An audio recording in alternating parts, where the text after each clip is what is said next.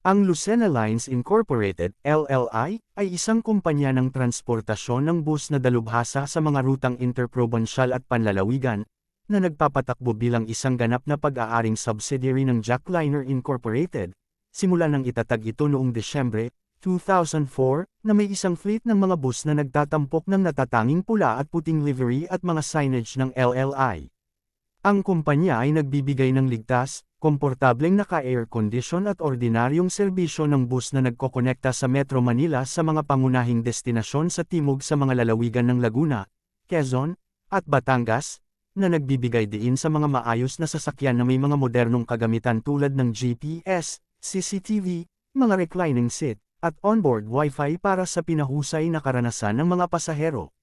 Mga pangunahing makasaysayang milestone. 2004, itinatag noong Desyembre 2004 bilang isang ganap na pag-aaring subsidiary ng Jackliner Incorporated, ang LLI ay nilikha upang pamahalaan ang mga ruta na partikular na nagkokonekta sa Maynila sa lungsod ng Lucena, ang kabisera ng lalawigan ng Quezon.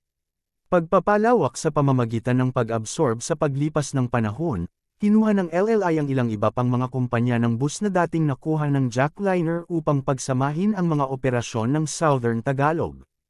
Kabilang dito ang Green Star Express Incorporated at Laguna Express Incorporated. Pagkakakilanlan at pagbabrand. Ang panahon ng Papay, ang mga unang bus ay nagtampok ng pula, dilaw, at puting guhit na livery na may Papay the Sailor Man bilang mascot, isang karakter na may lisensya mula sa Warner Brothers. Ang logo ng Papay ay itinigil noong 2010.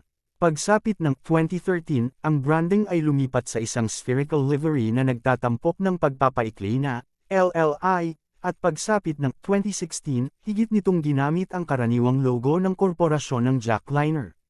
Noong 2011, kasama ang kumpanyang pinagmulan nito, ang Lucena Lines ay naging isa sa mga unang operator ng bus sa Pilipinas na nag-alok ng libreng onboard na Wi-Fi. Mga operasyon at ruta, mga lugar na may serbisyo, ang kumpanya ay nagsisilbi sa Metro Manila, Laguna, Quezon, at Marinduque, katuwang ang Montenegro Shipping Lines.